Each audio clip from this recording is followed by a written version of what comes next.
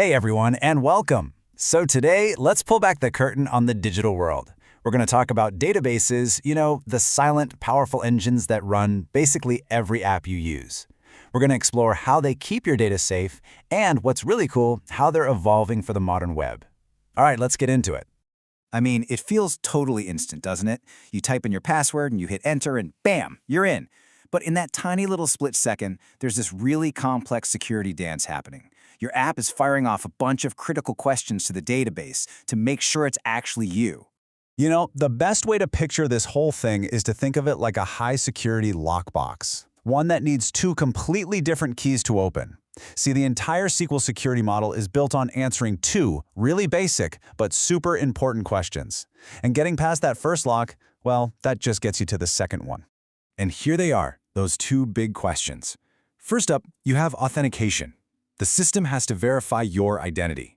It's basically the guard at the front gate asking, "Who are you?" and checking your ID. It's only after you've been positively identified that the system moves on to the second question, authorization, which is, okay, you're in. Now, what are you actually allowed to do in here? Now, this is where it gets interesting. That first check, authentication, it's more than what you might think.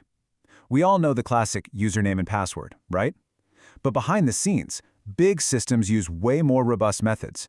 They might be using secure digital certificates, SSL, to prove their identity. Or they could even be tied into a company's main user database, like Active Directory, to confirm that you are exactly who you say you are. So you did it. You proved your identity. You are authenticated. You're through that first door. But hold on. That doesn't mean you get the keys to the entire building. Not even close. Now the system has to figure out your access level. Can you read data? Can you change it? Can you maybe delete it? This is that crucial second layer of security.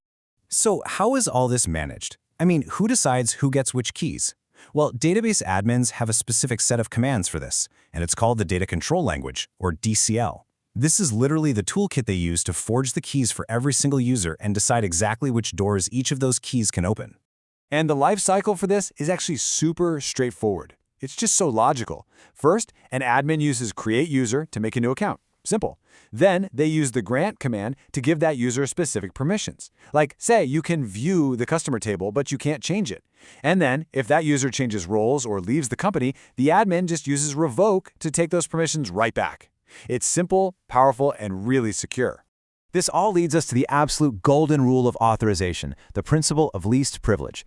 This is a cornerstone of any good security setup. It just means you only give an account the bare minimum access it needs to do its job, and nothing more. A billing clerk doesn't need admin tools, right? And a marketing analyst definitely doesn't need to be changing user passwords.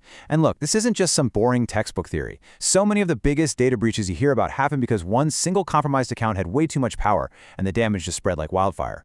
All right, so we've built our fortress with all these carefully crafted permissions. But what happens when an attacker finds a way to just bypass all of it?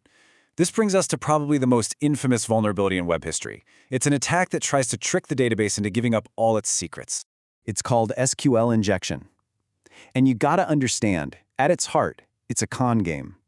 The attacker isn't really breaking the database itself. They're tricking the application that talks to the database. They feed it this cleverly crafted input, and the app just blindly passes it along, turning what should be a simple, innocent request into a really malicious command. So let's walk through how this goes down. The whole thing starts with a single fatal flaw. An application is built to blindly trust whatever a user types into a box. It's kind of like a conveyor belt where the app just takes your input and sends it straight to the database without inspecting it at all. That blind trust, that's the vulnerability. And here comes the attacker's move. They don't type a normal username. Of course not. Instead, they craft a special little string of text disguised as input. This right here, this is their skeleton key. It's perfectly designed to slot into that vulnerable part of the application and completely break the logic of the database query. And boom, this is the moment it all breaks. The attacker's little skeleton key completely changes the question the application asks the database. Instead of asking, hey, does a user with this name exist? The corrupted query now asks, hey, does this user exist? Or is 1 equal to 1? And since 1 is always equal to 1, the database just says, yep, that's true, and hands over everything. Every user, every password, completely bypassing the login. Okay, so that sounds terrifying, right? How on earth do we stop it? Well, the solution is actually pretty brilliant, and it's called Parameterized Queries or prepared statements. Instead of mixing your code and your data together, you send the query template to the database first with little placeholders for the data. Then you send the user's input separately. The database is smart enough to treat that input only as data, never as code. The skeleton key just doesn't work anymore. It's just seen as a really weird username. Okay, for our last section, let's switch gears a bit. We've seen how SQL protects data, but how is it adapting to actually build modern applications? A lot of people think of SQL as this old, dusty technology, but it's been learning some incredible new tricks. Specifically, it's been learning to speak the native language of the web, JSON. Just look at this comparison. The old way, an app would ask the database for a bunch of rows and columns of raw data. Then, the application server would have to do all this heavy lifting, looping through the data and painstakingly building it into the JSON format that websites and mobile apps actually need. But modern SQL databases, they can just do that work themselves. You can ask the database for the data already perfectly formatted as JSON. So, who cares, right? Why is this such a big deal? Well, it all comes down to efficiency. First, it means a lot less data has to fly across the network from the database to the app, which makes things faster. Second, it takes a huge computational load off your application server, freeing it up to handle more users. And honestly, for developers, it's an absolute dream. They get the data prepackaged in the exact structure they need to start working with it.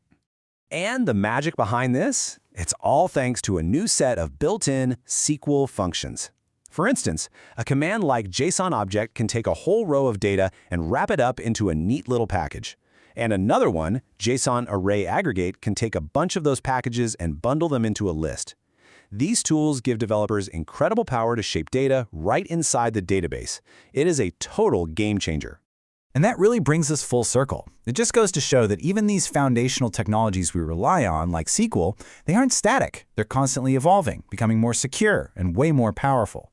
It kind of makes you wonder, right? What other bedrock technologies that we just take for granted are out there, quietly reinventing themselves for the future? Thanks for joining us.